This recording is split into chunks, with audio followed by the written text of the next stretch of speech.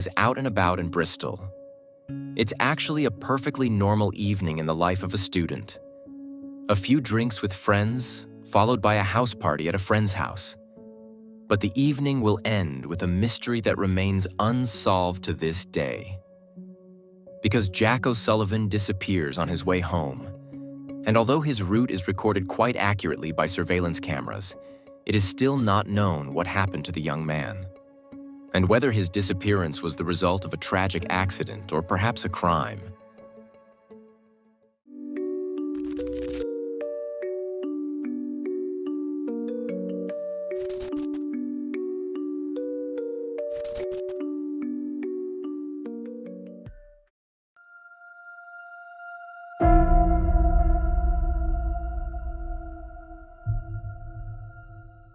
Jack O'Sullivan is 23 years old. He graduated from the University of Exeter and then moved back in with his parents. They live not far from Bristol, where Jack is taking a few law courses after graduating. Bristol is located on the west coast of England, about a 3-hour drive from London. On the evening of March 2nd, Jack was out with a few friends. The group has settled into the Wetherspoons in the center of Bristol. Wetherspoons is a British pub chain and a popular place for many people to stop for a drink or two. After a few drinks at Wetherspoons, the group moves on to a house party. This also takes place in Bristol, on Hotwell Road. Jack has only known the people he is with this evening for a short time. He is therefore unsure beforehand whether he should go at all. But his mother, Catherine, encourages him to do so. He is sure that spending time with his new friends will do him good. So Jack follows his mother's advice and spends the evening at a birthday party on Hotwell Road. Although Jack is of legal age, he still keeps his parents informed when he goes out. This evening is no exception. Jack's mother, Catherine, sends him a text message around 1 a.m., asking if she or Jack's father should pick him up from Bristol by car. At 1:52 a.m., Jack texts his parents to say that he's okay and that he'll organize a taxi to get back home soon. His parents can go to bed and not have to wait up. Jack doesn't live in Bristol itself, but a little way out in Flexburton in the county of Somerset. He took the bus to Bristol in the afternoon, but public transport stops running in the middle of the night. So Jack's only option is a taxi. Jack's parents go to bed feeling reassured that Jack is going to get a taxi. Jack doesn't leave the house party until about an hour after he texts his parents. He leaves the party alone and is recorded on a security camera on his way home. He walks along Christina Terrace and is then filmed again at 2:57 a.m. at Junction Springbridge. This route leads towards a main road. Jack probably assumes that he is most likely to get a taxi there. He does have an Uber account, but does not log in that night. At 3:13 a.m., Jack crosses the Brunel Way overpass after apparently walking along Brunel Rock Road. This route also takes him past the edge of Camberland Basin. This is the harbor basin and quasi the entrance to the docks of Bristol. 7 minutes later, at 3:24 a.m., Jack tries to call a buddy of his. The buddy is still at the party but doesn't answer. It's not entirely clear exactly where Jack is making the call from. A few minutes later, the buddy sees that Jack called him and calls him back. At 3:30 a.m., he dials Jack's number and the 23-year-old picks up. However, Jack only says hello. Then the call breaks down. Why? No one knows. It was also never possible to find out why Jack called his friend at all. At 3:38 a.m., there is another interesting surveillance camera recording. This is 8 minutes after the call with Jack's friend was interrupted. However, only a silhouette can be seen in this recording. Based on the gait and stature, Jack's parents are absolutely certain that the person on the video is their son. The person is walking over the Plimsoll swing bridge. At 3:40 a.m., a security camera presumably records Jack walking up Bennett Way. Then his trail goes cold. And since that moment, Jack O'Sullivan has been missing.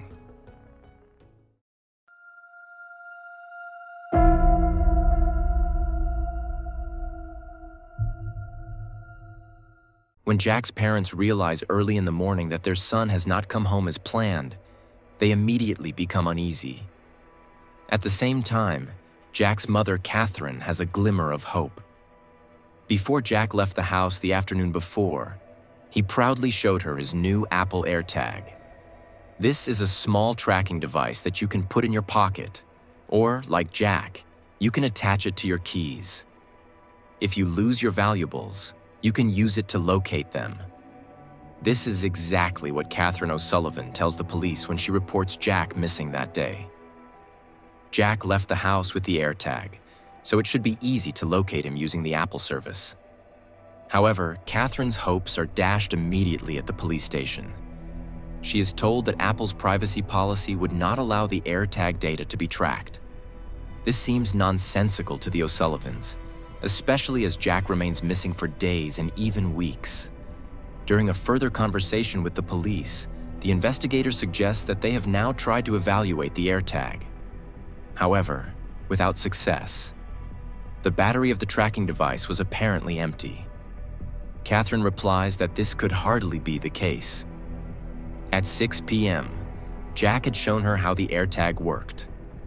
Catherine also says that she's been in touch with Apple's customer service.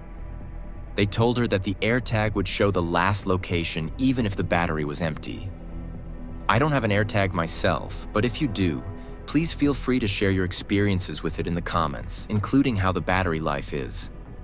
Catherine always brings up the AirTag with the police. At some point, the police changed their story and said that something must have been wrong with the settings, and that's why it couldn't be located.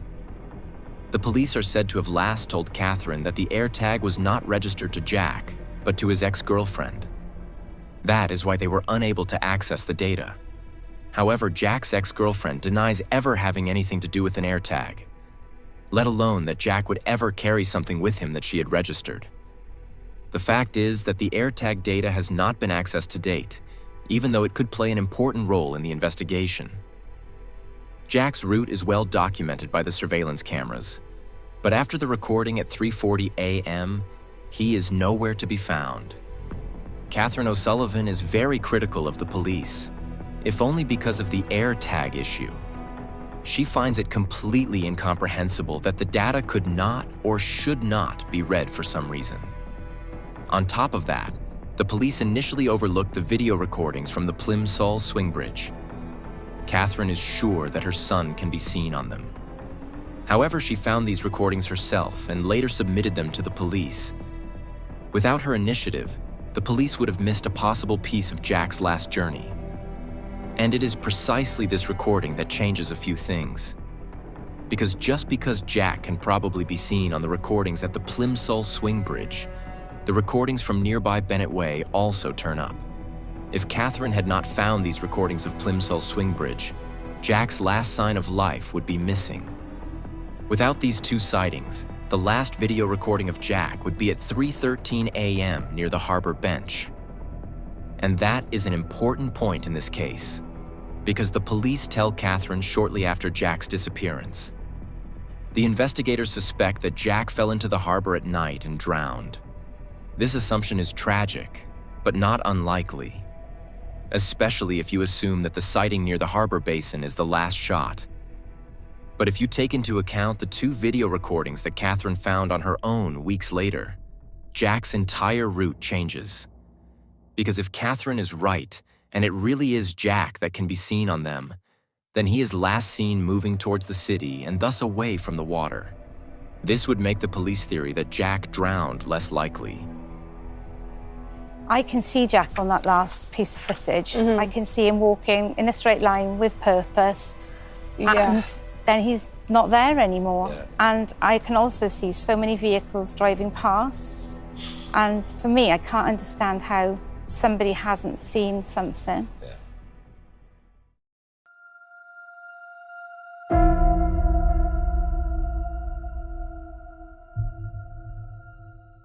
Another glimmer of hope is the Find My Friends app, which Jack has installed on his phone. The app allows you to share your location with selected people. And Jack's location was still visible beyond his last sighting. When Catherine O'Sullivan looked at her phone in the morning of March 3rd, She could see that Jack's location was being shared via Find My Friends. So they know that Jack was at an address on Granby Hill between 5:40 and 6:44 a.m. This address is very close to the house where Jack was at the party earlier. But it is not the same address. It is in the extended neighborhood. When Catherine sees Jack's GPS status, she tries to call him several times. She gets a dial tone, but Jack doesn't answer. She also sends him a WhatsApp message asking where he is. The message has 2 gray ticks, indicating that it was at least delivered. But Catherine doesn't receive a reply, and at 6:44 a.m., Jack's iPhone loses its connection to Find My Friends. The address where the cell phone was presumably located is visited once by the police. Nothing more is known, except that the police do not return to the scene after this first visit. It seems as if the address is not necessarily connected to Jack's disappearance. His cell phone was never found. Some suspect that it was not Jack who was in Granby Hill, but only his cell phone. Maybe his iPhone was stolen during the night. But that also raises further questions. Where, when, and from whom could his cell phone have been stolen? At 3:30 a.m., he accepted a call from his buddy, but the conversation ended immediately after the greeting. On camera footage showing Jack 10 minutes later, he does not appear to be running away from or being followed by someone, for example. What happened to Jack after 3:40 a.m.? And where has his cell phone been since then? If it was really him who was in Granby Hill that early morning, why did he go back to the area from which he originally set out? Not only is there still no trace of Jack, but also of his personal belongings. For one thing, his cell phone is still missing. A black iPhone 11 in a red case, as is his Apple AirTag in a brown case. Jack's debit card, driver's license, card holder, house, and car keys were also never found.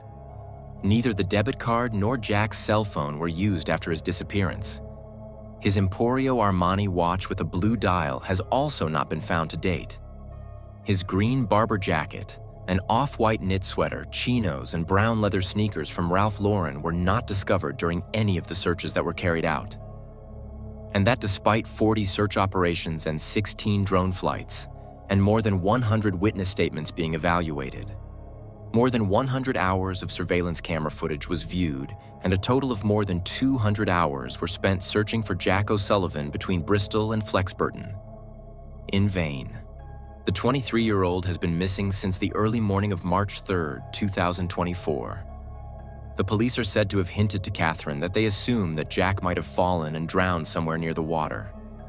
However, this becomes a little less plausible when you consider the last camera footage of Jack walking back towards the center of Bristol.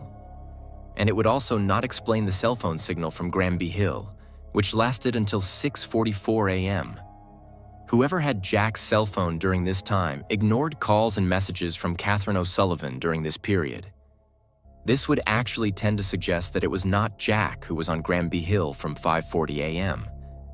But how did someone get a hold of his cell phone between 3:30 and 5:40 a.m.?